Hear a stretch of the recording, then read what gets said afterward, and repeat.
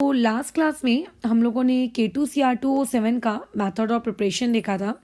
आज हम लोग K2Cr2O7 की प्रॉपर्टीज़ देखेंगे। प्रॉपर्टीज़ में मूव करने से पहले हम लोगों को जो चीज़ बेसिक इन्फॉर्मेशन K2Cr2O7 के बारे में पता होनी चाहिए, उन सारे टॉपिक्स पे हम लोग डिस्कशन कर लेते हैं। सबसे पहला आप लोगों का जो ये K2Cr2O7 होता है, इस K2Cr2O7 में से अगर मैं ये दो पोटेशियम अगर मैं रिमूव कर दूं, तो दो पोटेशियम रिमूव करने के बाद ये स्पीशीज आपकी जो बनेगी that will be known as Cr2O7 2 negative. बराबर। अच्छा, और इस Cr2O7 2 नेगेटिव को हम लोग क्या कहते हैं? Dichromate ion. ठीक है, तो ये डाइक्रोमेट आयन आप लोगों का क्या होता है ये आपको पता होना चाहिए। पॉइंट नंबर 2, अगर मुझे K2Cr2O7 में कोई ये कहेगा कि क्रोमियम की ऑक्सीडेशन स्टेट क्या है, तो आप उसमें क्रोमियम की ऑक्सीडेशन स्टेट कैसे कैलकुलेट करेंगे? हम बोलेंगे अच्छा पोटेशियम क्योंकि आपका +1 ऑक्सीडेशन स्टेट में रहता है और 2 पोटेशियम है तो इसकी वजह से +2। तो इस तरीके से मैंने पूरी वो इक्वेशन तुम्हें लिखकर दिखा दी है, जिसको मेरे को लिखने का मन तो नहीं था, फिर भी मैंने सोचा कि यार आप कहीं बेचारे तुम लोग छोटे छोटे पपीज़ लोग भूल जाओ, तो इसीलिए। तो यहाँ पे K2Cr2O7 में जो ऑक्सीडेशन स्टेट होती है, ठीक है, किसकी? आपके क्रोमियम की, वो कितनी होती है? 6 होती है। अच्छा, अब इस 6 ऑक्सीडेशन स्टेट को मैं इतना हाईलाइट करके क्यों बोल रही हूँ? तो आप ये देखो, जो आपने बेसिक केमिस्ट्री पढ़ी 11th स्टैंडर्ड में, वहाँ पे आपने इलेक्ट्रॉनिक कॉन्फ़िगरेशन लिखना सीखा होगा। तो इलेक्ट्रॉनिक कॉन्फ़िगरेशन बिना देखे खुद लिख लेना, मेरे को तो याद है मैंने लिख दिया, बट तुम लोग एक बार देख लेना कि लिख पा रहे हो कि नहीं लिख पा रहे हो खुद से। ठीक है, अच्छा, अब ये आपको लग रहा होगा कि इसमें तो कॉन्फ़िगरेशन 4s0 और 3d6 होना चाहिए, तो नहीं, क्रोमियम और कॉपर आपका एबनॉर्मल इलेक्ट्रॉनिक कॉन्फ़िगरेशन शो करते हैं, इसीलिए यहाँ पे कॉन्फ़िगरेशन 4s1 3d5 है। अब क्रोमियम की ऑक्सीडेशन स्टेट 6 है, इसका मतलब है कि आपको क्रोमियम में +6 ऑक्सीडेशन स्टेट वाला कॉन्फ़िगरेशन लिखो। तो ऐसे में मैंने क्रोमियम का ही +6 ऑक्सीडेशन स्टेट वाला आपका कॉन्फ़िगरेशन लिखा।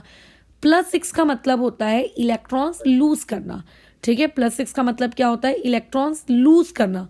तो ऐसे में तो अगर मैं 6 इलेक्ट्रॉन लूज करूंगी तो मेरा 4s भी 0 हो जाएगा और मेरा 3d भी 0 हो जाएगा। राइट, क्या ये बात समझ में आ रही है? इससे साफ साफ पता चलता है कि मेरे पास K2Cr2O7 में किसी भी प्रकार के कोई भी d इलेक्ट्रॉन अवेलेबल नहीं है। तुम्हें लगेगा कि क्यों है, नहीं है तो नहीं है, उससे क्या फर्क पड़ता है? जब आप नेक्स्ट चैप्टर पढ़ोगे ना, कंट्रोल एंड मतलब आपका कोऑर्डिनेशन नंबर वाला, कॉम्प्लेक्स वाला, तो उस कॉम्प्लेक्स वाले चैप्टर में आप एक डी ट्रांजिशन नामक बला को देखोगे। डी ट्रांजिशन वो फिनोमेना होता है, ठीक है, जिसकी वजह से ज़्यादातर आपके कॉम्प्लेक्स या फिर आप कह सकते हो आपके कंपाउंड्स कलरफुल दिखते हैं। कंपाउंड्स के कलरफुल दिखने के वैसे तो और भी बहुत सारे रीजंस होते हैं। एफ सेंटर होता है ना, लीनियर कह रही हूँ, ligand to metal charge transfer होता है, LMCT होता है, डी ट्रांजिशन होता है, ठीक है, पैरामैग्नेटिज्म बिहेवियर भी होता है, बहुत सारे रीजंस होते हैं। बट यूजुअली डी ब्लॉक के जो कंपाउंड्स होते हैं या डी ब्लॉक के जो कॉम्प्लेक्सेस होते हैं, ये डी ब्लॉक के कंपाउंड्स या फिर डी ब्लॉक के कॉम्प्लेक्सेस ये आप लोगों को ज़्यादातर इसीलिए कलरफुल दिखते हैं क्योंकि इनके अंदर में क्या होता है, आप लोगों का डी ट्रांजिशन होता है। ठीक है, ये हम लोगों को कैसे दिखते हैं? Looks colourful due to D transition. अब डी ट्रांजिशन होने के लिए जो सबसे नेसेसरी कंडीशन होती है, वो नेसेसरी कंडीशन यही है कि आपके पास डी इलेक्ट्रॉन्स होने चाहिए।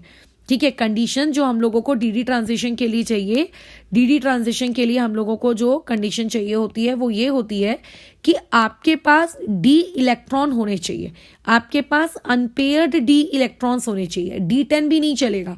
ठीक है, आपके पास अनपेयर्ड डी इलेक्ट्रॉन्स होने चाहिए। तो ऐसे केस में आपका तो कॉन्फ़िगरेशन क्रोमियम 6 में पूरी तरीके से डी इलेक्ट्रॉन कितने हैं? 0 है। इसका मतलब यहाँ कोई डी इलेक्ट्रॉन्स नहीं है, और अगर यहाँ पे कोई डी इलेक्ट्रॉन नहीं है तो इसका मतलब therefore they should be colourless. उन्हें क्या होना चाहिए था? कलरलेस होना चाहिए। लेकिन कल की क्लास की बातचीत के हिसाब से इतना तो तुमको समझ में आ ही रहा होगा कि K2Cr2O7 कलरलेस नहीं होते। हमने कल पढ़ा है ना, K2Cr2O7 आप लोगों के कलरलेस नहीं होते, but K2Cr2O7 have read orange colour, लेकिन उनके पास तो रेड ऑरेंज कलर होता है। अब लेकिन इनके पास डी इलेक्ट्रॉन तो है नहीं, तो बिना डी डी ट्रांजिशन के इनके इसमें रेड ऑरेंज कलर है। तो ये इससे सीखने वाला आपका पहला पॉइंट है कि जो K2Cr2O7 आपको रेड ऑरेंज कलर का दिखता है, ये रेड ऑरेंज कलर का वो डी डी ट्रांजिशन की वजह से नहीं दिखता। ठीक है, तो इसमें इसके रेड कलर होने का जो रीजन है वो डी डी ट्रांजिशन तो नहीं है। ठीक है, आपको कल को कोई क्वेश्चन आ सकता है असर्शन रीजनिंग में कि ये आपको ऑरेंज कलर का दिखता है क्योंकि इसका रीजन है डीडी ट्रांजिशन, तो कई लोग टिक भी कर देंगे कि हाँ बहुत सारी चीजें तो कलरफुल दिखती हैं क्योंकि उनका रीजन होता है डीडी ट्रांजिशन, तो इसका भी होगा। अरे डीडी ट्रांजिशन के लिए अनपेयर डी इलेक्ट्रॉन्स होने चाहिए, तो यहाँ तो डी ही इलेक्ट्रॉन्स नहीं, अनपेयर तो दूर की बात, तो यहाँ पे इसका रीजन डीडी ट्रांजिशन नहीं है। ठीक है, इसका रीजन यहाँ पे डीडी ट्रांजिशन नहीं है। अच्छा, अब आगे गाड़ी बढ़ाते हैं। अब आपके पास ये रेड ऑरेंज कलर है, इसमें कोई डीडी ट्रांजिशन हो नहीं रहा है, तो फिर आखिर इस पर्टिकुलर चीज का रीजन क्या है? आखिर क्या वो रीजन है जिसकी वजह से K2Cr2O7 आपको आपका क्या दिखता है, कलरफुल दिखता है? तो देखो, रीजन हमारे सिलेबस में एज मच डिटेल इंफॉर्मेशन में तो है नहीं, जितनी भी इंफॉर्मेशन हम लोगों को दी जाएगी यहाँ पर वो कुछ इस प्रकार से होती है कि जो आपका पोटेशियम डाइक्रोमेट होता है, या फिर मैं ऐसा कहूँ ये आप लोगों का जो डाइक्रोमेट आयन होता है, डाइक्रोमेट आयन का structure chromium, double bond oxygen, double bond oxygen, single bond O negative. ठीक है, और ये तो आपके क्रोमेट का स्ट्रक्चर मैंने बना दिया, डाइक्रोमेट का मैं बना देती हूँ, इसको हटा दो। ठीक है, यहाँ पे O, उसके बाद यहाँ पे क्या आ जाएगा आप लोगों का क्रोमियम, डबल बॉन्ड O, और यहाँ पे O नेगेटिव, यहाँ पे डबल बॉन्ड O। होता कैसा है कि ये जो O नेगेटिव वाली स्पीशीज होती है ना, ये O नेगेटिव वाली स्पीशीज क्या करती हैं, अपने इलेक्ट्रॉन टेम्पररी या फिर शॉर्ट टर्म के लिए ट्रांसफर करती हैं। ठीक है, ये अपने जो इलेक्ट्रॉन है ये क्या करती हैं, ट्रांसफर करती हैं क्रोमियम में। ठीक है, फॉर शॉर्ट टर्म, हो सकता है थोड़ी देर बाद ले ले वापस, लेने के बाद फिर से दे दे, फिर दे दे, फिर ले ले, इस तरीके से। और इसी रीजन की वजह से, ये इलेक्ट्रॉन ट्रांसफर के वाले रीजन की वजह से आप लोगों का जो K2Cr2O7 है ये आपको कैसा दिखता है, रेड ऑरेंज कलर का दिखता है। तो अभी प्रॉपर्टीज में जो आज की क्लास में हमने पहली प्रॉपर्टी पढ़ी वो ये कि K2Cr2O7 आप लोगों का क्या है, एक डाइक्रोमेट आयन है उसके अंदर, दूसरा उसमें उसकी ऑक्सीडेशन स्टेट +6 है, +6 ऑक्सीडेशन स्टेट मतलब उसके पास डी इलेक्ट्रॉन नहीं है। अब क्यों उसमें अगर उसके पास डी इलेक्ट्रॉन नहीं है इसका मतलब डी ट्रांजिशन नहीं हो सकता, और अगर डी ट्रांजिशन नहीं हो सकता तो इसका मतलब कंपाउंड दिखना चाहिए था colourless. But as you know कि कंपाउंड तो रेड ऑरेंज कलर का है, इसका मतलब कलर तो दिख रहा है, बट लेकिन उस कलर का रीजन आपका डी ट्रांजिशन नहीं है। तो फिर ये रीजन क्या है, इसका रीजन है इलेक्ट्रॉन ट्रांसफर, जो कि ऑक्सीजन देता है किसको, क्रोमियम को, जो कि वो ऑक्सीजन किसको देता है, क्रोमियम को, जिसकी वजह से आपको ये चीज कैसी दिखती है, कलरफुल दिखती है। ये हो गई पॉइंट नंबर 3। पॉइंट नंबर 4 में आ जाते हैं हम लोग। पॉइंट नंबर 4 बात करने वाले हैं स्ट्रक्चर्स के बारे में। ठीक है, हम लोग बात करने वाले पॉइंट नंबर 4 स्ट्रक्चर्स के बारे में। हम लोग दो चीजों का स्ट्रक्चर पढ़ेंगे, एक पढ़ेंगे डाइक्रोमेट का और एक पढ़ेंगे हम क्रोमेट का। अभी तुमको मैंने ये तो बता दिया कि डाइक्रोमेट हम किस बला को कहते हैं, दैट इज Cr2O7 2 नेगेटिव। ठीक है, आप लोगों को ये चीज पता चल गई कि आपके पास एक क्रोमेट आयन होता है, जैसे पोटेशियम पर मैग्नेट वाले वीडियो में एक पर मैग्नेट होता था और एक सिर्फ मैग्नेट होता था, तो वैसे ही यहाँ पे आप लोगों के पास एक क्रोमेट आयन है और दूसरा आप लोगों के पास डाइक्रोमेट आयन है। ठीक है, तो मुझे इनके स्ट्रक्चर्स की स्टडी करनी है। तो chromate ion is CrO4 2 negative and dichromate ion is Cr2O7 2 negative. अब पहले तो इनका स्ट्रक्चर बना लेती हूं मैं कि दिखना कैसा है। तो देखो, सेंट्रल एटम तो क्रोमियम ही रहेगा और O4 है, मतलब 4 ऑक्सीजन है, लेकिन निगेटिव चार्ज कितने हैं, सिर्फ 2 ही हैं। तो इसका मतलब 2 ऑक्सीजन के ऊपर तो नेगेटिव चार्ज होंगे और बाकी के 2 ऑक्सीजन कैसे होंगे, डबल बॉन्ड वाले होंगे। ये है इसका स्ट्रक्चर। वैसे ही बाजू के इसमें 2 क्रोमियम है, तो ये 2 क्रोमियम हवा में तो नहीं होंगे, ये एक ऑक्सीजन से इस ब्रिज की वजह से अटैच होते हैं। ठीक है, 2 नेगेटिव है, तो एक ऑक्सीजन नेगेटिव वाला मैंने इसको दे दिया, एक ऑक्सीजन नेगेटिव वाला मैंने इसको दे दिया, सिमेट्रिसिटी के लिए और क्या। ठीक है, सिमेट्री ताकि मेंटेन रहनी चाहिए। और फिर उसके बाद ये डबल बॉन्ड O और ये डबल बॉन्ड O। ठीक है, ये इस तरीके से, ये मतलब सिमेट्रिकल डिस्ट्रीब्यूशन है यहाँ पे। This is my dichromate ion. तो ये स्ट्रक्चर की तो बात हो गई। तो ये जो स्ट्रक्चर है, अगर तुम इस स्ट्रक्चर की बात करो तो तुम मुझे नहीं बता सकते इसकी शेप क्या है। इसकी शेप क्या होगी, टेट्राहाइड्रल। इसकी शेप क्या होगी, टेट्राहाइड्रल। तो जो क्रोमेट होता है ये एक टेट्राहाइड्रल होता है, लेकिन जो आपका डाइक्रोमेट होता है ये डाइक्रोमेट आपका, आप कह सकते हो कि दो टेट्राहाइड्रल शेयर हो रहे हैं। ठीक है, अगर मैं सिर्फ इतने पार्ट को देखूं तो मुझे इस तरीके से ये क्या दिखेगा, एक टेट्राहाइड्रल दिखेगा। भले ही मैंने बनाया ठीक तरीके से नहीं हो, बट दिखेगा तो टेट्राहाइड्रल ना, sp3 हाइब्रिडाइजेशन के साथ। ठीक है, लेकिन अगर मैं उसी तरीके से बाजू वाले पार्ट को देखूं तो बाजू वाला जो मेरा पार्ट है ये भी उसी नज़र से अगर आप देखते हैं तो ये भी आपको क्या दिख रहा है, ये भी टेट्राहाइड्रल दिख रहा है। तो बेसिकली जो डाइक्रोमेट होता है इसमें आप लोगों को क्या देखने को मिलते हैं, दो टेट्राहाइड्रल के रिंग्स देखने को मिलते हैं। ठीक है, दो टेट्राहाइड्रल के आपको क्या देखने को मिलते हैं, रिंग्स देखने को मिलते हैं, जिनमें कॉमन है ऑक्सीजन। ठीक है, टू टेट्राहाइड्रल आपको क्या देखने को मिल रहे हैं, रिंग्स देखने मिल रहे हैं, जो कि क्या कर रहे हैं, शेयर कर रहे हैं आप लोगों का one oxygen, sharing one oxygen, बराबर। ये इस तरीके से, ठीक है, इस तरीके से। तो एक हो गई स्ट्रक्चर की बातचीत, एक हो गई आप लोगों की स्ट्रक्चर की बातचीत। अब इस स्ट्रक्चर की बातचीत में एक सबसे इंपॉर्टेंट पार्ट है, उस इंपॉर्टेंट पार्ट को सुनिए ध्यान से। जो क्रोमेट आयन होता है, उस क्रोमेट आयन में ये जो ओ नेगेटिव है, जरूरी नहीं है कि मुझको ये स्ट्रक्चर अच्छा लगा तो मैंने ये स्ट्रक्चर बनाया, या फिर पूरे भारतवर्ष में यही स्ट्रक्चर बनाया जाता है, पूरे वर्ल्ड में यही स्ट्रक्चर बनाया, ऐसा नहीं है। तुम में से किसी को ये स्ट्रक्चर अच्छा लगेगा तो वो ये बना लो, ये बना लो। किसी को ऐसा अच्छा लगेगा कि एक डबल बॉन्ड ओ दे देता हूँ, फिर दोनों ओ नेगेटिव को ऐसे मतलब कुछ भी कर लेते हैं, एक ओ नेगेटिव यहाँ दे देता हूँ, एक ओ नेगेटिव ऐसा कुछ कर लेता हूँ। तो आप कुछ भी कॉम्बिनेशन सेट कर सकते हो। ठीक है, कुछ भी कॉम्बिनेशन आप सेट कर सकते हो। होता ऐसा है कि यहाँ पे जो ये ऑक्सीजन है, इस ऑक्सीजन में जो ये इलेक्ट्रॉन्स हैं, ये इलेक्ट्रॉन्स इन्वॉल्व होते हैं रेजोनेंस में, इन्वॉल्व इन रेजोनेंस। किस में इन्वॉल्व होते हैं, रेजोनेंस में। अब क्योंकि ये इलेक्ट्रॉन्स रेजोनेंस में इन्वॉल्व होते हैं, तो रेजोनेंस में इन्वॉल्व होने की वजह से कभी निगेटिव आपके इस ऑक्सीजन पे, कभी निगेटिव ऊपर वाले ऑक्सीजन पे, कभी निगेटिव राइट वाले ऑक्सीजन पे। मतलब इनडायरेक्टली निगेटिव किसी एक आपके पर्टिकुलर मेटल के ऊपर फिक्स तरीके से बैठा है, ऐसा नहीं होता। ठीक है, वो क्या होता है, घूमता रहता है, घूमता रहता है, घूमता रहता है। ठीक है, वो मजे से अपनी यात्रा करता रहता है, करता रहता है, करता रहता है। तो ऐसे में यहाँ पर क्योंकि आप लोगों के ऑक्सीजन सभी पे निगेटिव चार्ज आ रहा है, तो इससे हमें पहले तो एक शिक्षा ये मिलती है, पहली, all 4 oxygen atoms are similar. ठीक है, सारे के सारे आपके ऑक्सीजन एटम्स कैसे रखे हैं आपने, सिमिलर मान लिए हैं, मतलब उनमें कोई डिफरेंस नहीं है। अच्छा, अब यहाँ कैसा होता है, ये बाजू वाले स्ट्रक्चर में देखो, ये वाला ऑक्सीजन यहाँ रेजोनेंस कर सकता है, यहाँ रेजोनेंस अलाउड है, यहाँ रेजोनेंस अलाउड है, बट इस पर्टिकुलर पॉइंट पे रेजोनेंस इज नॉट अलाउड। ठीक है, यहाँ पे रेजोनेंस नहीं होती। अब क्योंकि यहाँ पे रेजोनेंस नहीं होती, तो ये जो 3 ऑक्सीजन है लेफ्ट के और ये जो 3 ऑक्सीजन है राइट के, ये सब रेजोनेंस वाले ऑक्सीजन है, बट वो बीच वाला रेजोनेंस वाला ऑक्सीजन नहीं है। तो इसीलिए इस पर्टिकुलर स्ट्रक्चर में आप लोगों के चारों, या फिर आप कह सकते हो टोटल 7 ऑक्सीजन एटम सेम नहीं होते। ठीक है, ऑल 7 ऑक्सीजन एटम्स, ठीक है, आर नॉट सेम, आपके सभी सेम नहीं होते। इसमें उन लोगों का किस तरीके से चलता है हिसाब किताब बताओ।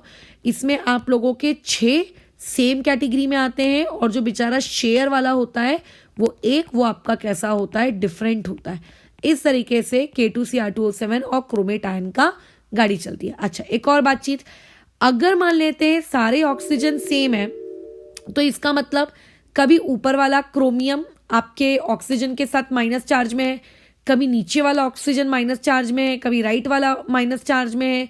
तो इनडायरेक्टली क्रोमियम हमेशा आपको डबल बॉन्ड दिखेगा किसी एक ऑक्सीजन के साथ, ऐसा नहीं है। अगले इंस्टेंस पे ऐसा भी तो हो सकता है वहां पे सिंगल बॉन्ड डेवलप हो जाए, और जिसके पास सिंगल बॉन्ड था वहां डबल बॉन्ड डेवलप हो जाए। तो इस रेजोनेंस की वजह से कोई भी बॉन्ड यहाँ पर ना तो परमानेंटली सिंगल होता है, ना तो यहाँ पे कोई भी बॉन्ड परमानेंटली डबल होता है।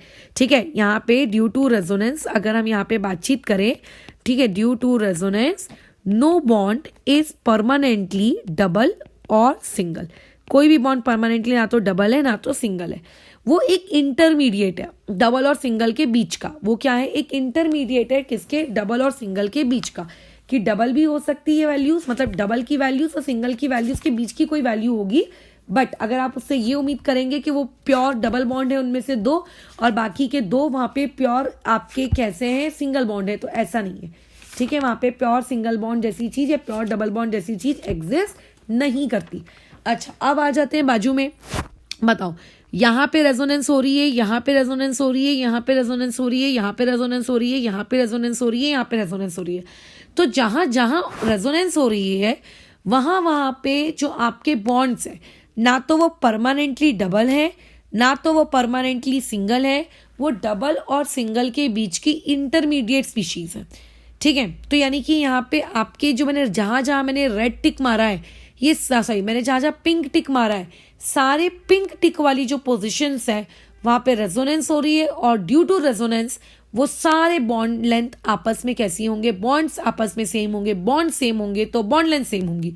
ठीक है, अच्छा तो यहाँ पे अपन नेक्स्ट पॉइंट यहाँ पे क्या लिख सकते हैं, there are 6 same type of bond, there are 6 same type of bond. Total आपके पास कितने टाइप के बॉन्ड सेम है, 6 टाइप के बॉन्ड सेम है। ठीक है, and hence 6 same bond length, इसीलिए उन 6 की 6 लोगों के जो बॉन्ड लेंथ की वैल्यू होगी, मुझे नहीं पता कि वैल्यू क्या होगी, बट जो भी होगी बॉन्ड लेंथ की वैल्यू, वो वैल्यू भी कैसी होगी, सेम होगी। अब लेकिन ये वाला जो बॉन्ड होता है, ठीक है, ये वाला जो बॉन्ड होता है, ये वाला बॉन्ड यहाँ तो रेजोनेंस नहीं हो रही, ये वाला जो बॉन्ड है यहाँ तो रेजोनेंस नहीं हो रही।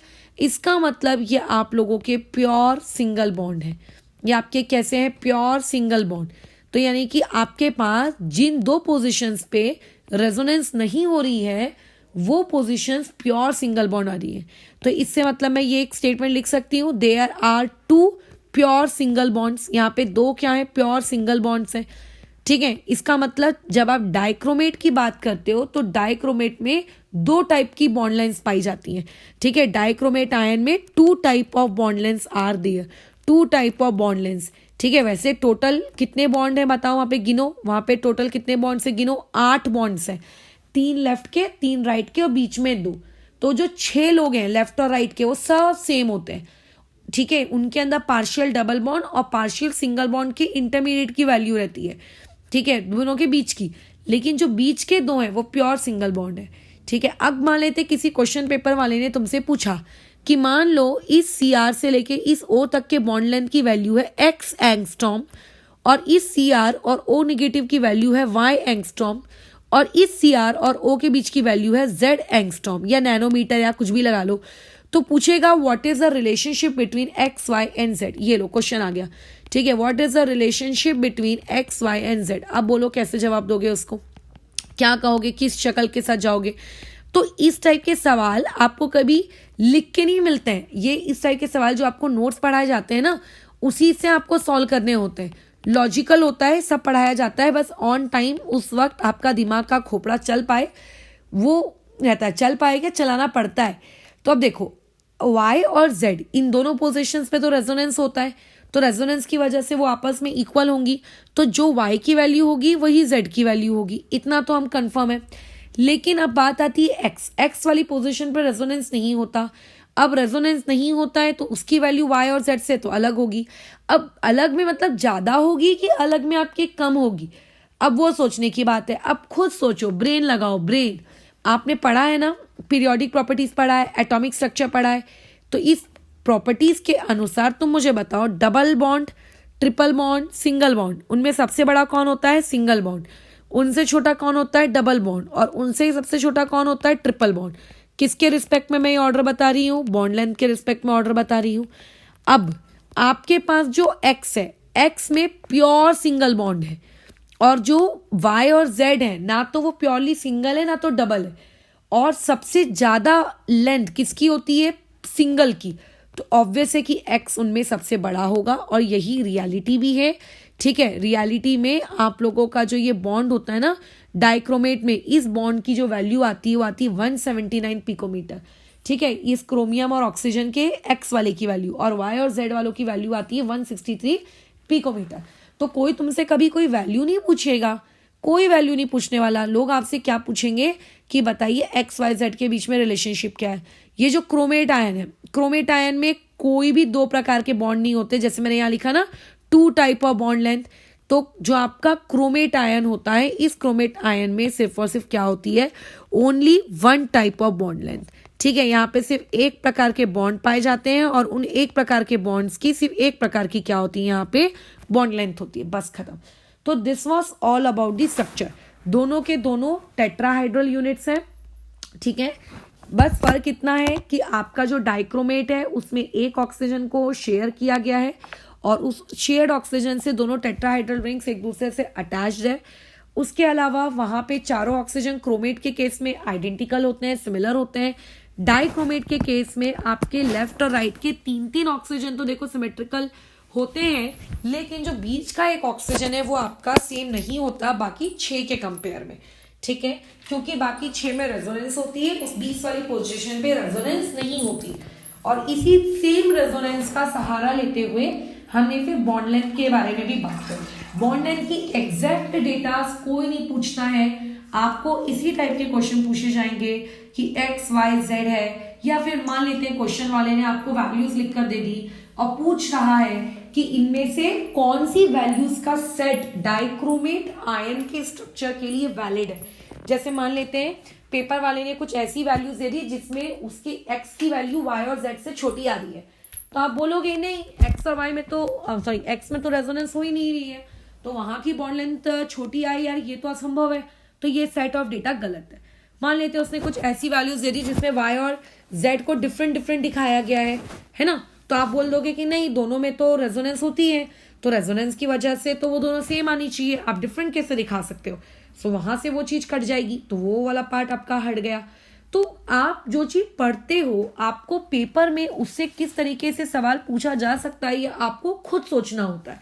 कभी भी ऐसा नहीं होता है कि थ्योरी की किताबों में मॉड्यूल्स में जो लिखा है एग्जैक्टली उसी से उठकर सवाल आ गया, ऐसा कभी नहीं होता। ठीक है, कभी नहीं होता मतलब कभी नहीं होता, आपको अपना ब्रेन इस्तेमाल करना ही पड़ता है। तो ये 4 हम लोगों के हो गई प्रॉपर्टीज। 5वीं प्रॉपर्टी की तरफ मूव करते हैं। देखो 5वीं प्रॉपर्टी आपकी ये है कि आपके पास ये जो क्रोमेट है या फिर जो आप लोगों के पास डाइक्रोमेट है, इस क्रोमेट और डाइक्रोमेट को आप इंटर कन्वर्ट कर सकते हो। क्या कहा मैंने, आप इस पोटेशियम डाइक्रोमेट को, ठीक है, और आपके क्रोमेट को क्या कर सकते हो, इंटर कन्वर्ट कर सकते हो। Inter conversion between chromate ion and dichromate ion.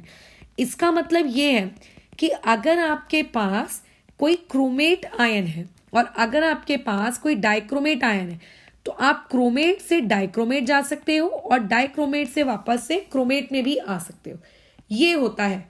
अब लेकिन इसको किस तरीके से कर देंगे, बाय चेंज इन पीएच, खत्म कहानी। बाय चेंज इन पीएच, आप पीएच चेंज करो, ठीक है, आप लोगों का ये चीज पॉसिबल हो जाएगी। आप पीएच को चेंज करो, आपके लिए इस प्रकार का इंटर कन्वर्जन कर पाना क्या हो जाएगा, बहुत ही इजी हो जाएगा। बहुत ही इजी मतलब बहुत इजी। कैसे होता है, देखो आप लोगों के पास जो डाइक्रोमेट होता है, डाइक्रोमेट इज Cr2O7 नेगेटिव। ये Cr2O7 नेगेटिव इक्विलिब्रियम में होता है क्रोमेट आयन के साथ। अगर आप इस इक्विलिब्रियम को डिस्टर्ब करो, कैसे डिस्टर्ब करते हो, लेट्स इमेजिन आपने डाल दिया OH नेगेटिव, तो आप अगर OH नेगेटिव डालोगे, OH नेगेटिव को यदि आपने ऐड किया, किस में ऐड किया ये मायने रखता है, क्रोमेट में ऐड किया कि Cr2O7 नेगेटिव में ऐड किया। तो अगर आपने इस OH नेगेटिव को Cr2O7 माइनस यानी कि डाइक्रोमेट के सोल्यूशन में ऐड किया, तो जो आपकी रिएक्शन है वो रिएक्शन क्या हो जाएगी, आपकी कन्वर्ट हो जाएगी किसमें, CrO4 नेगेटिव में। ये ऐसे मतलब किसमें कन्वर्ट हो गई, क्रोमेट में। ठीक है, अगर आपके पास डाइक्रोमेट है, आप OH नेगेटिव डालो तो वो किसमें कन्वर्ट हो जाएगा, CrO4 नेगेटिव में। अब खुद सोचो, OH नेगेटिव यानी कि बेस, बेस को डालने से यानी कि pH आपकी क्या करने से, ग्रेटर देन 7 करने से डाइक्रोमेट क्रोमेट में कन्वर्ट हो जाता है। ठीक है, डाइक्रोमेट किस में कन्वर्ट हो जाता है, क्रोमेट में। तो इसका अगर मुझे रिवर्स करना हुआ अगर मुझे क्रोमेट को डाइक्रोमेट में कन्वर्ट करना हुआ तो मैं क्या करूंगी, तब मैं उसमें एसिड का एडिशन करवाऊंगी ताकि वो चीज किसमें कन्वर्ट हो जाए, आपके डाइक्रोमेट में। तो ये जो रहता है, ये जो मैंने लिखकर दिया है, ये पर्टिकुलर बॉक्स आपको याद होना ही चाहिए कि डाइक्रोमेट में क्या ऐड करते हैं और उसके बाद क्रोमेट में क्या ऐड करते हैं। ठीक है, अच्छा अब तुम खुद सोचो, एक छोटा सा ब्रेन ऐड करो, यूज करो। डाइक्रोमेट में आपने बेस डाला तो क्रोमेट बना। इससे ये समझ में आता है कि आपकी जो क्रोमेट वाली स्पीशीज है CrO4 नेगेटिव, ठीक है, ये CrO4 नेगेटिव वाली स्पीशीज स्टेबल होती है। कब स्टेबल होती है, यदि आपका मीडियम कैसा रहे, बेसिक रहे, या फिर आप ये कह सकते हो जब pH आपका कैसा रहे, ग्रेटर देन 7 रहे, है ना, क्योंकि इसको ग्रेटर देन 7 वाली कंडीशंस इसके लिए ज्यादा फेवरेबल है। और आपके पास जो डाइक्रोमेट आयन है, ये डाइक्रोमेट आयन तब ज्यादा स्टेबल रहता है, जब ये ज्यादा सेफ महसूस करता है, जब आपका मीडियम कैसा है, एसिडिक है, या फिर आप कह सकते हो pH लेस देन 7 है। ठीक है, अब हम तो जानते हैं कि Cr2O7 2 नेगेटिव, इसका कलर जो होता है वो कुछ आपका रेडिश ऑरेंज किस्म का होता है। ठीक है, इसका जो कलर होता है आपके पोटेशियम डाइक्रोमेट का, ये कैसा होता है, रेड ऑरेंज किस्म का होता है। और क्रोमेट का कलर होता है येलो। क्रोमेट का कलर कैसा होता है, येलो। अब इससे ना सवाल पूछे जाएंगे, अब इस टॉपिक से सवाल पूछ लिए जाएंगे। ठीक है, अब इससे सवाल पूछ लिए जाएंगे। बताओ, क्वेश्चन आपसे ये पूछेगा कि ली चार्टिलियर प्रिंसिपल का यूज करते हुए कि बताइए कि ऊपर वाली रिएक्शन में, अब ऊपर वाली रिएक्शन कभी भी आपको पेपर में लिखकर नहीं दी हुई रहेगी। वो पूछेगा कि अगर मान लेते हैं मैंने OH निगेटिव को ऐड किया, ठीक है, ऑन K2Cr2O7, तो K2Cr2O7 में ऐड करने के बाद व्हाट विल हैपन, क्या होगा बताओ। तो उसमें आपको क्या होगा से उसका मतलब है कि कलर चेंज में क्या अंतर आएगा, आप वो समझाइए मुझको। तो आप फिर उसमें ये बताओगे कि देखिए, अगर मैं OH निगेटिव को ऐड करता हूं K2Cr2O7 में, इसका मतलब मैं कहना चाह रहा हूं कि रिएक्शन तो फॉरवर्ड डायरेक्शन में जा।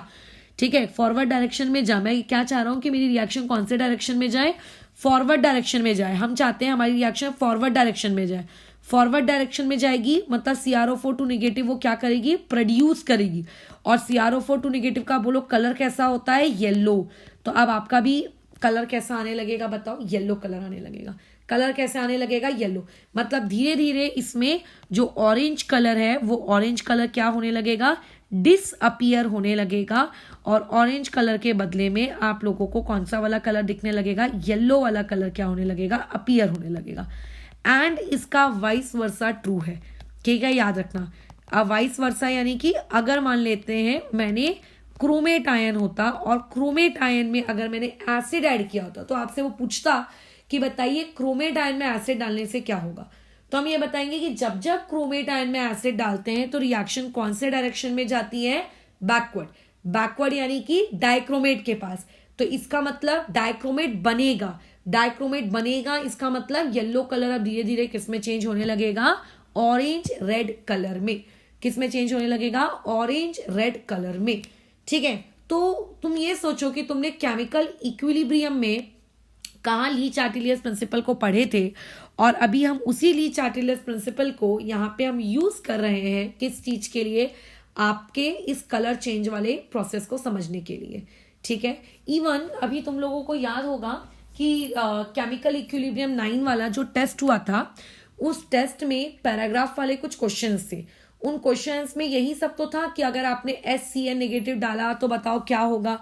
तो उसी टाइप के सवाल आपको यहाँ पर भी देखने को मिल सकते हैं। कुछ नया है क्या, नहीं, कुछ भी नया नहीं है। ठीक है, अच्छा बाकी तुम लोगों को और भी कुछ प्रॉपर्टीज के नाम पे जानना है, हाँ जानना है, और भी बहुत सारी चीजें हैं जो हमें प्रॉपर्टीज के नाम पे जाननी है। पॉइंट नंबर 6, हम लोग प्रॉपर्टीज पढ़ रहे हैं K2Cr2O7 की। तो बेसिकली जो आपका K2Cr2O7 होता है, ये आप लोगों का रेडिश ऑरेंज कलर का क्रिस्टल होता है। ठीक है, कभी भी ये आप लोगों का सोल्यूशन फॉर्मेट में नहीं होता है, ये रेड कलर का क्रिस्टल होता है। ठीक है, और उसके क्रिस्टल कंपाउंड्स को हम लोग क्या करते हैं, डिसॉल्व करते हैं पानी में, और पानी में जाने के बाद वो क्या बना लेता है, आपका सूटेबल सोल्यूशन। वैसे ही जो KMnO4 था वो भी क्रिस्टल था, और ये भी आप लोगों का क्या है, क्रिस्टल है। ठीक है, अच्छा और उसके बाद याद रखना, अगर तुमने कभी खुद का रिएक्शन मतलब सोल्यूशन बनाने की कोशिश की K2Cr2O7 का, तो K2Cr2O7 पानी के अंदर ज़्यादा अच्छे तरीके से डिजोल्व नहीं होता है। वो पानी के अंदर बहुत ही मॉडरेटली ये डिजोल्व होता है, ज़्यादा एक्सटेंट तक नहीं, ठीक है। लेकिन अगर आपने पानी को थोड़ा सा हीट कर लिया, ठीक है, अगर आपने पानी को थोड़ा सा क्या कर दिया, हीट कर दिया, तो वो पानी में बहुत ही इजीली क्या हो जाता है, डिजोल्व हो जाता है। मतलब टेम्परेचर इंक्रीज करने से उसकी सॉल्युबिलिटी क्या हो रही है, बढ़ रही है।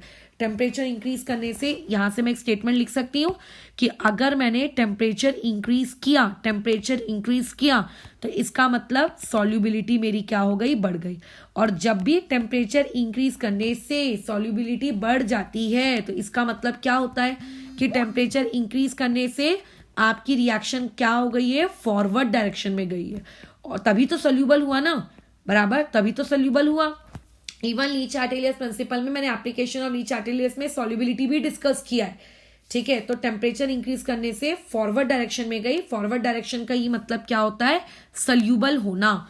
और फॉरवर्ड जब कोई रिएक्शन टेम्परेचर इंक्रीज करने से फॉरवर्ड डायरेक्शन में जाती है तो इसका मतलब होता है कि वो पर्टिकुलर रिएक्शन कैसे नेचर की है, एंडोथर्मिक नेचर की है। और अगर कोई रिएक्शन एंडोथर्मिक की है, इसका मतलब उसका डेल्टा H ग्रेटर देन 0 है। सोचो, पूरा लीच-चार्टेलियस प्रिंसिपल हम लोग यहाँ पे K2Cr2O7 में मैं लगा रही हूँ, पूरी फिजिकल केमिस्ट्री इनऑर्गेनिक केमिस्ट्री में घुसा रहे हैं।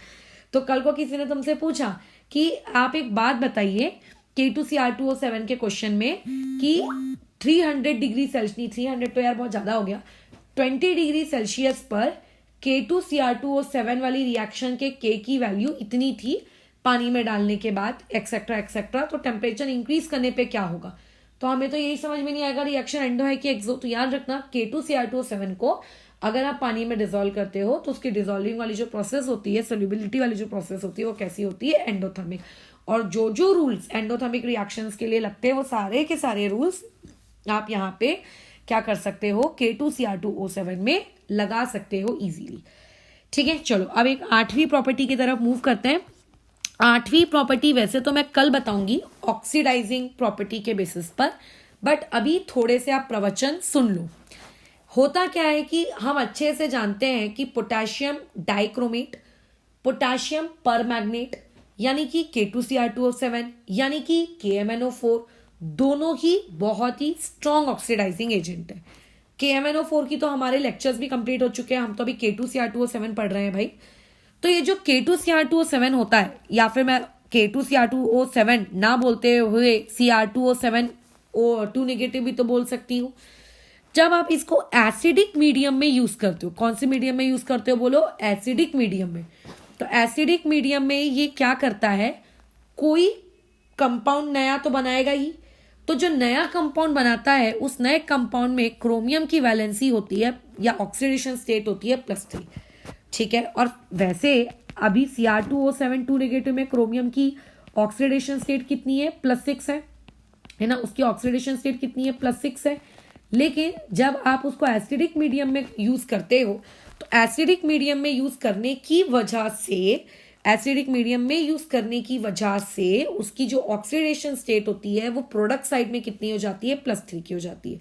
प्रोडक्ट साइड में कितनी की हो जाती है, +3 की हो जाती है। क्या ये बात आपके ब्रेन में जारी है, हाँ ठीक है गई।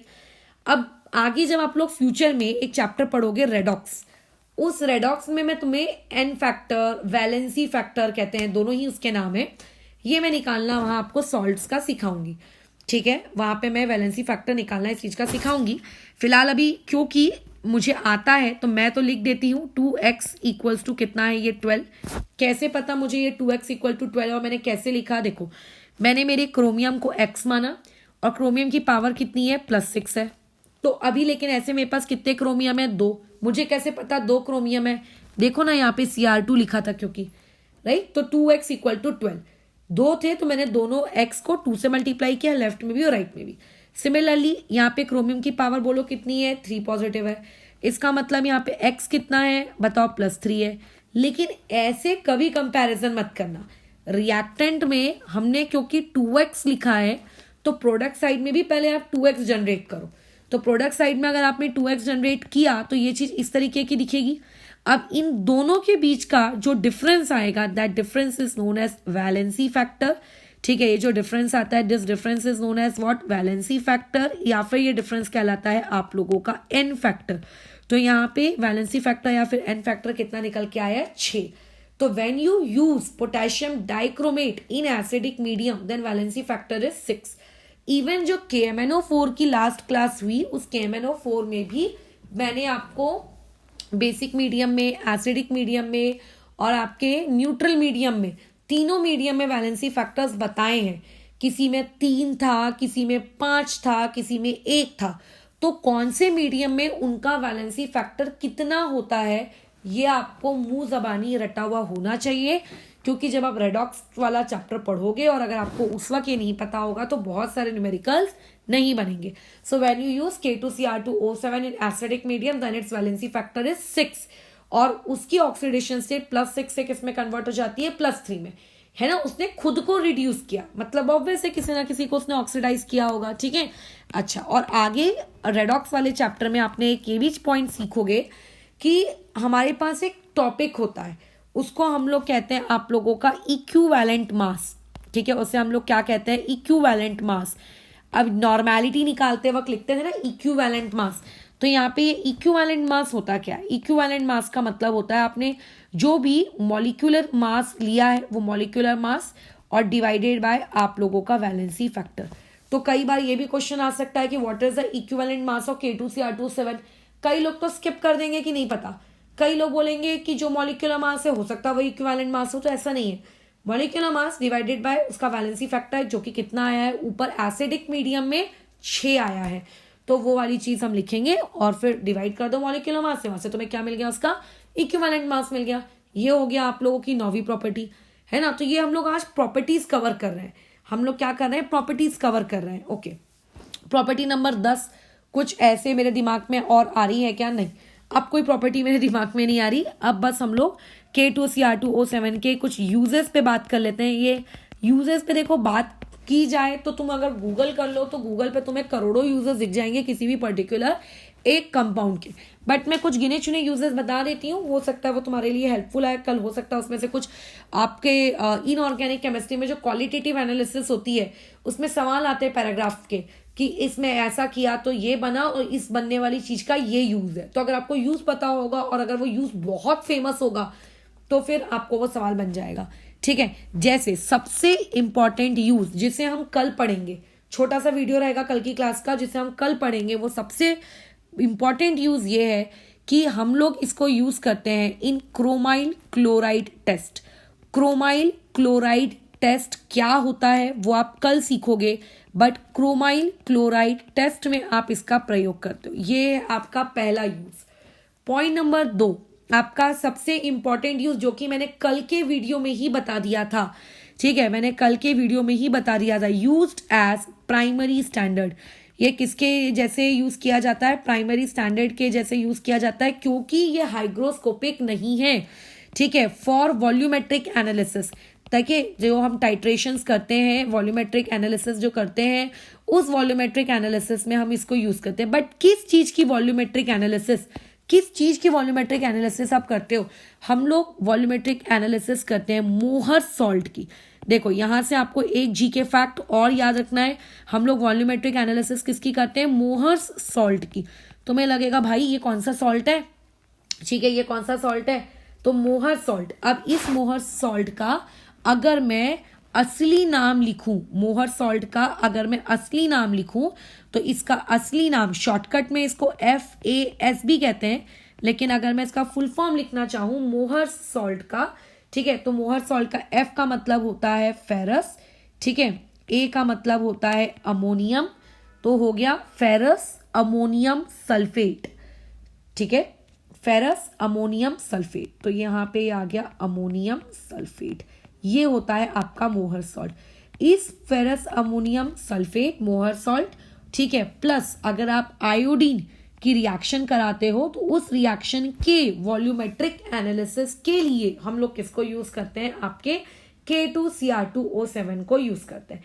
अब इस पर्टिकुलर टॉपिक से ना एक और चीज निकल के आ जाती है, वो होता है इस मोहर सॉल्ट का फॉर्मूला, ठीक है। इवन अगर तुम अभी कोऑर्डिनेशन केमिस्ट्री पढ़ रहे होते तो तुम्हें पता चलता कि उस फॉर्मूले की कितनी ज़्यादा औकात है। उससे भी बल्कि क्वेश्चंस क्रिएट किए जा सकते हैं, जो मैं अभी बता देती हूँ।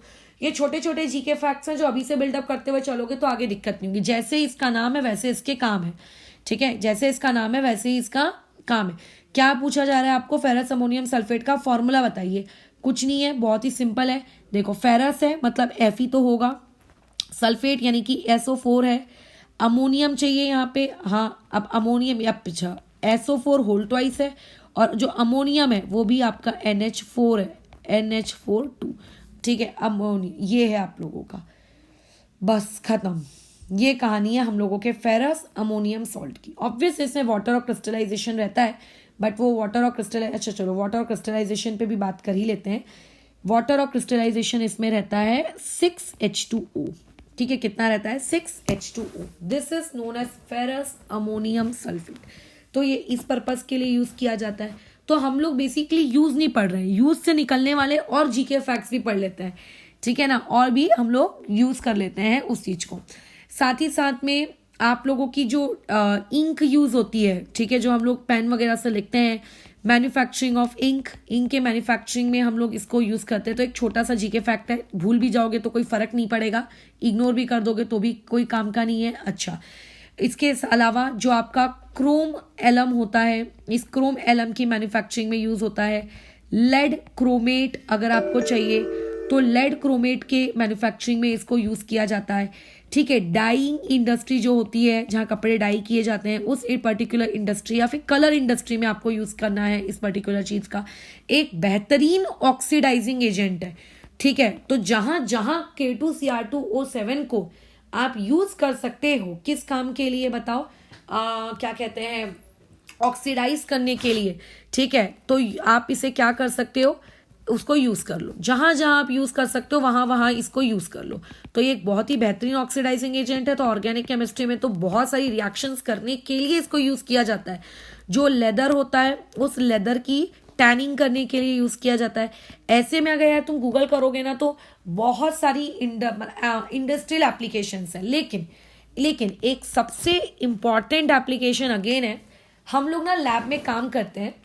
कई बार कई रिएक्शंस ऐसी होती हैं जिनमें हमारे जो ग्लासवेयर्स अपैरेटस होते हैं, वो अपैरेटस बहुत ही गंदे हो जाते हैं, मतलब देखने में भी एक नॉर्मल इंसान को घिन लगे। इवन कई बार पता है हम लोग जब काम करते थे तो हमारे जो नाखून होते थे पूरे येलो येलो हो जाते थे, क्योंकि ग्लव्स पहन के कोई काम करते नहीं है। इंडिया है भाई, यहाँ तो आपको एसिड भी अगर सक करना हो तो मैनुअली पिपेट से करना पड़ता है, ठीक है। अच्छा, और अगर कोई आपको लेट से ऐसी रिएक्शन मिथेनॉल भी अगर आपको सक करना है तो भी उसके ऊपर हम लोग रुमाल ढककर उसको पिपेट से सक करते थे, कहीं मुंह में ना लग जाए, कहीं पॉइजन, मतलब मिथेनॉल बहुत डेंजरस रहता है ना, तो ये होठों में लग गया तो होठ जलेगा, तो एक बार जल भी चुका है होठ। तो ऐसी सिचुएशन में ये इंडिया है, ग्लव्स के साथ तो काम ही नहीं करते। तो अगर ड्राई ईथर का यूज करते हैं यूजुअली हम लोग तो क्लीनिंग पर्पस के लिए, कि वो अच्छे से सब क्लीन वगैरह हो जाए, पूरा ड्राई कर दे वाटर को उसके अंदर के। तो ऐसे में खुद की जो हमारी स्किन होती है ना, वो भी देखना वाइट निकलने लगती है। नाखून के पास का, उंगली के पास का एरिया नाइट्रिक एसिड्स के यूज की वजह से पूरा येलो हो जाता है, बहुत डर्टी दिखता है। तो ऐसी ही हालत कुछ रिएक्शन जब किए जाते हैं, उन रिएक्शंस को करने के दौरान उनके अंदर कभी भी पीपीटी बन जाती है या कभी कुछ ऐसी चीज बन जाती है जो निकलती नहीं है वहां अंदर से, जिसको क्लीन कर पाना पानी की मदद से पॉसिबल नहीं होता, कि पानी से छान दिया और अपैरेटस क्लीन हो गया, नहीं होता।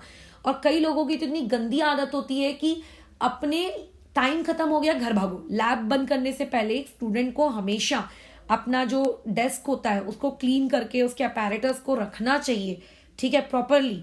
तो उसमें वो करते ही नहीं है, सोचते हैं बाद में कर लेंगे। अब मान लीजिए बाद नहीं आया, अगले दिन नई टेस्ट ट्यूब्स वगैरह यूज कर ली, फिर क्या होता है बताओ? वो गंदे अपैरेटस ना उसके अंदर जम जाता है। अब वो जमी हुई चीजों को आप फेंक दोगे क्या? ऐसा नहीं होता है। एक टेस्ट ट्यूब ना गवर्नमेंट कॉलेजेस में हिसाब से आती है। हम तो यार गवर्नमेंट कॉलेज में ही थे, तो हमको तो एक टेस्ट ट्यूब के लिए, एक ग्लास रॉड के लिए झिकझिक करनी पड़ती थी, बहुत मिलती ही नहीं थी। और अगर टूट गई तो गए आप। और चोरियां भी अलग हो जाती थी। सोचो, लॉक खोल कर हमारे कबर्ड का उसके अंदर से चीजें गायब हो जाती थी, ठीक है। मैं तो अपने साथ घर ही ले आती थी मैं तो घर ही ले आती थी सीधा उठाकर रूम में, कि नहीं वहाँ कॉलेज में तो छोड़ेंगे ही नहीं उस चीज को, क्योंकि जो चीज कम होती है ना वो जल्दी चोरी होती है कॉलेजेस में। तो ऐसे में उन अपैरेटस को जब आपको क्लीन करना होता है, उसके वो गंदे जो जमे हुए दाग धब्बे हैं वो निकालने होते हैं, तो आप कैसे करते हो? आप क्रोमिक एसिड बनाते हो। ठीक है, आप क्या करते हो? K2Cr2O7 की मदद से आप प्रिपेयर करते हो क्रोमिक एसिड। ठीक है, आप प्रिपेयर करते हो क्रोमिक एसिड।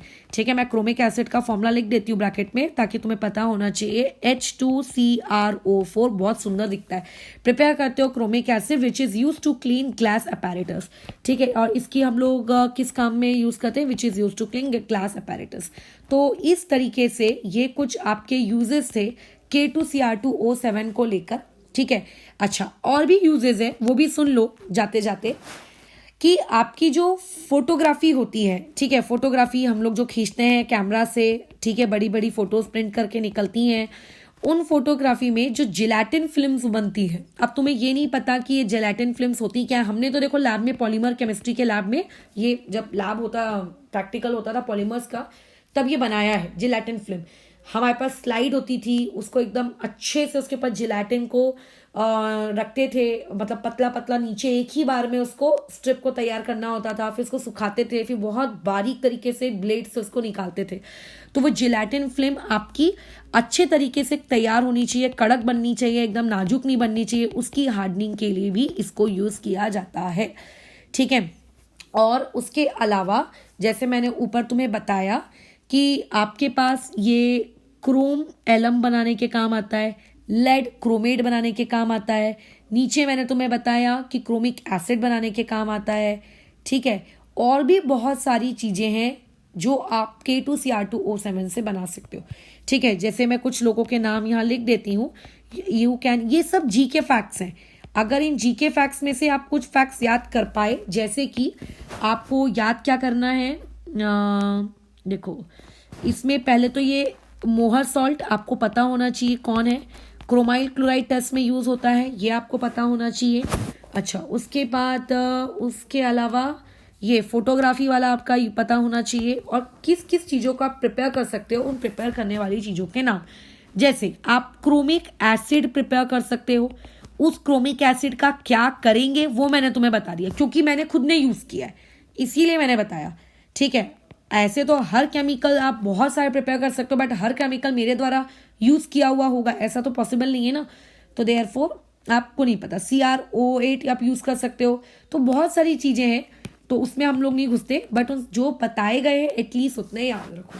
तो ये प्रॉपर्टीज एंड यूजेस, ये 2 पार्ट हमारे खत्म होते हैं।